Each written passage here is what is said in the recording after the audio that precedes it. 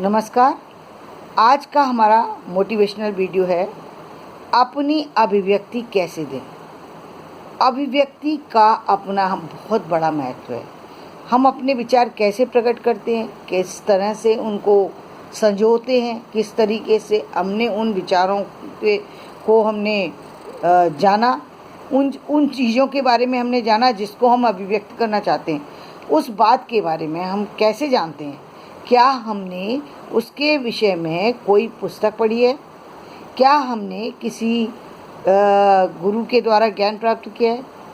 हमने उस विशेष चीज़ के बारे में ज्ञान कैसे प्राप्त किया?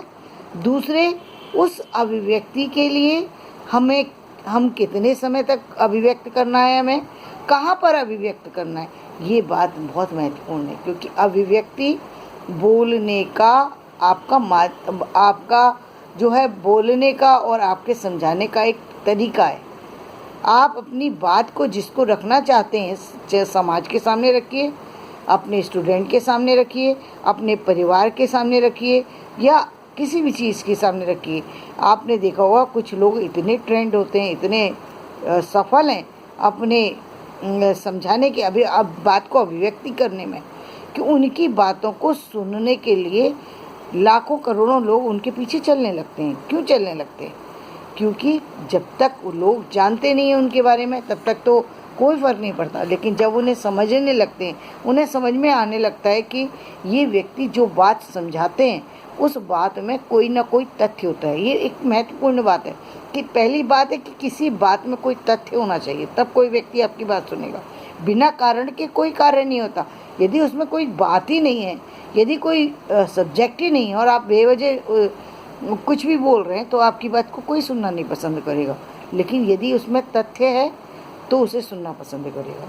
तो तथ्य रखें, कोई भी बात रखें, अपनी कोई विशेष बात को लेकर के समझाने की कोशिश करें, तो सामने वाला व्यक्ति आपकी बात को सुनेगा, समझेगा भी और उसको शायद अप्लाई भी करे अपने जीवन में।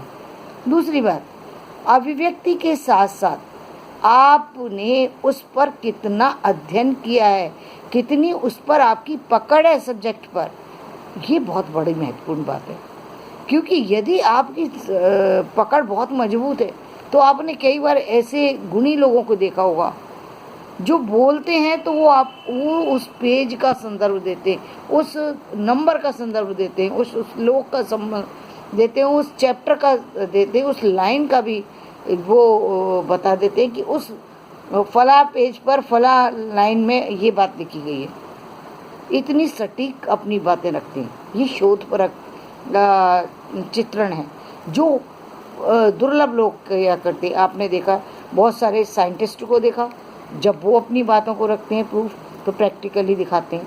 जब आपने लिटरेचर के लोगों को देखा, जब वो अपनी बात को रखते हैं तो ये वो भी प्रूफ जब दिखाते हैं तो वो इसी तरीके से दिखाते हैं कि जो बात कही गई है वो बात रखी कैसे गई है, कौन से व्यक्ति ने इस बात को लिखा था और अब उसमें क्या परिवर्तन हुआ है, या क्या वो बात सही है या गलत है, इसके बारे में चर्चा करते हैं।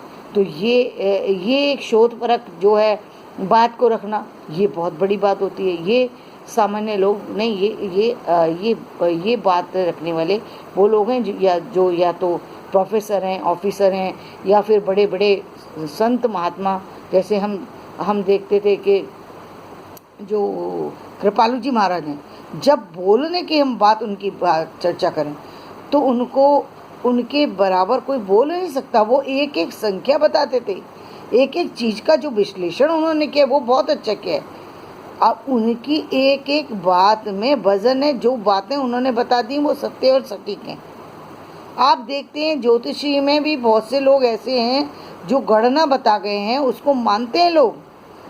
500, 700, 800 साल पहले बता करके गए हैं और आज हम उन चीज़ों को मानते हैं। क्यों? क्योंकि उसके अंदर बल है, सच्चाई है, शब्दों का महत्व है, जो बात कही गई है उसमें दम है।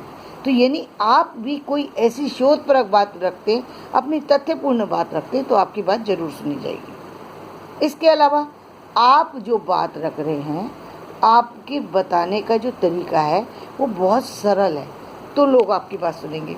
यदि आपने बहुत ज़्यादा टफ बना करके किसी चीज़ को प्रस्तुत किया।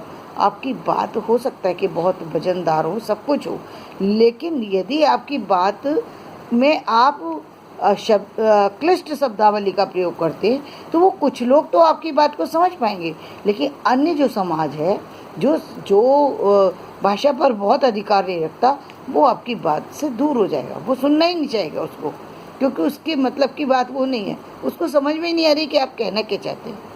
तो इसलिए सरल भाषा का प्रयोग करें। दूसरी बात ये है कि बात जब आप करें तो उस बात में ये भी आपको पता होना चाहिए कि बात किस लेवल की रखी जा रही है, जो आप अभिव्यक्ति दे रहे हैं वो किस लेवल की अभिव्यक्ति दे रहे हैं। इसके लिए लिख कर के आपको तैयार करना चाहिए।